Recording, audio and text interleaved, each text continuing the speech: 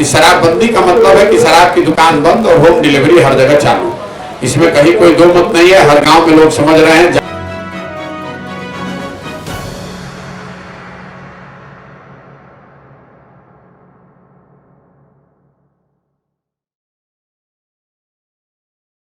हुई कानून व्यवस्था एक नई बात है जो हम लोग सिवान और छपरा में सुन रहे हैं पिछले 2 महीनों से। इसके अलावा शराबबंदी पर मैं कोई टिप्पणी ज्यादा करना नहीं चाहता हूं, क्योंकि ये मान ली गई है बात हर जगह कि शराबबंदी का मतलब है कि शराब की दुकान बंद और होम डिलीवरी हर जगह चालू। इसमें कहीं कोई दो मत नहीं है, हर गांव में लोग समझ रहे हैं, जान रहे हैं, बोल रहे हैं कि शराब हर जगह उपलब्ध है, सिर्फ शराब की दुकानें बंद है। शराबबंदी के नाम पर एक पूरा शराब माफिया खड़ा हो गया है।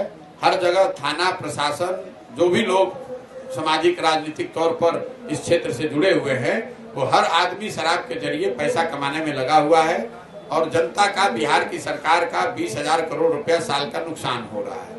मैंने स्वास्थ्य व्यवस्था पर कोई टिप्पणी नहीं की, इसलिए नहीं की कि मैं अनुमंडल और जिलों के अस्पताल में मैं जाता नहीं हूँ। पदयात्रा ज्यादातर ऐसे जगहों पर नहीं है जहां मुझे अनुमंडल और जिला अस्पताल को देखने का अवसर मिले, लेकिन जिन जगहों पर हम लोग गए हैं, गांव में, पंचायतों में, वहां स्वास्थ्य व्यवस्था कुछ है ही नहीं। जब है ही नहीं तो उस पर टिप्पणी क्या करें। क्योंकि बिहार में पिछले 75 साल में भूमि सुधार को लेकर कोई प्रयास नहीं किया गया है, उसकी वजह से बिहार में 60% लोग, ये आंकड़ा याद रखिएगा, बिहार में 60% लोग भूमिहीन हैं। देश के स्तर पर 38% लोग भूमिहीन हैं। बिहार में समाजवाद के नाम पर, सामाजिक न्याय, गरीबों के नाम पर दशकों से राजनीति तो चल रही है, लेकिन भूमि सुधार के दिशा में कोई प्रयास न होने की वजह से बिहार में 60% लोग भूमिहीन हैं, उनके पास एक धूर जमीन नहीं है।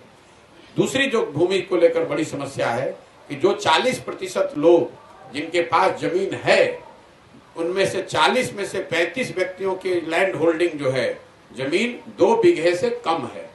तो बिहार में जो खेती हो रही है वो कमाने वाली नहीं, खाने वाली खेती है। ज्यादातर लोग वही अपने खेत में उपजा रहे हैं या उपजा पा रहे हैं, जिससे उनके बाल बच्चों का, उनके परिवार का पेट भर जाए, उससे उसकी आमदनी नहीं हो रही है। आंकड़े ये बता रहे हैं कि बिहार में 100 में 5 से 6 किसान ही ऐसे हैं जिनके लिए खेती आमदनी का जरिया है। ज्यादातर लोगों के लिए खेती अपने पेट भरने का उपाय है, या फिर उस खेत में मजदूरी वो लोग कर रहे हैं।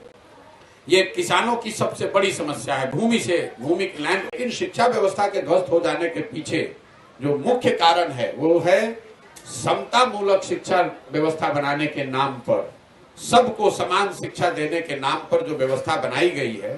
गांव-गांव हर पंचायत में स्कूल खोल दिए गए। इसकी वजह से विद्यालयों का जो फिजिकल इंफ्रास्ट्रक्चर है, शिक्षकों की संख्या, गुणवत्ता और पढ़ने वालों की संख्या, इन तीनों का समायोजन टूट गया है। इसका मतलब यह है कि जहां पर बिल्डिंग है, विद्यालय के अच्छे भवन बने हुए हैं, वहां पर शिक्षक नहीं है। जहां पर शिक्षक हैं वहां पर बिल्डिंग नहीं है। जहां दोनों है वहां बच्चे ही नहीं। कई लोगों को, जिनको ऐसा लगता है कि सिर्फ शिक्षकों के, शिक्षा मित्रों के, नियोजित शिक्षकों की वजह से यहाँ स्थिति खराब है, मैं उनको उदाहरण के तौर पर कॉलेज के बारे में बताता हूँ। कॉलेज में जो पढ़ाई यहाँ हो रही है, चाहे वो वित्त रहित हो, अनुदानित हो या राजकीय महाविद्यालय हो, उन विद्यालयों में बिल्डिंग है, वहां पर कोई नियोजित शिक्षक नहीं है, वहां पर तो सामान्य नियमित शिक्षक हैं। वहां पर एक कॉलेज में 10-10, 12-12, 15-15 हजार बच्चों का नामांकन भी है, लेकिन पढ़ाई वहां पर भी नहीं हो रही है। बच्चे एक बार नामांकन के लिए जाते हैं, एक बार एडमिट कार्ड लेकर परीक्षा देने जाते हैं और तीसरी बार डिग्री लेने जाते हैं। मिला जुलाकर जो पूरी शिक्षा व्यवस्था अभी है, ये उत्क्रमित विद्यालयों और नियोजित शिक्षकों का एक जाल है। स्कूलों से खिचड़ी बट रही है, कॉलेज से डिग्री बट रही है, पढ़ाई दोनों में कहीं नहीं हो रही है।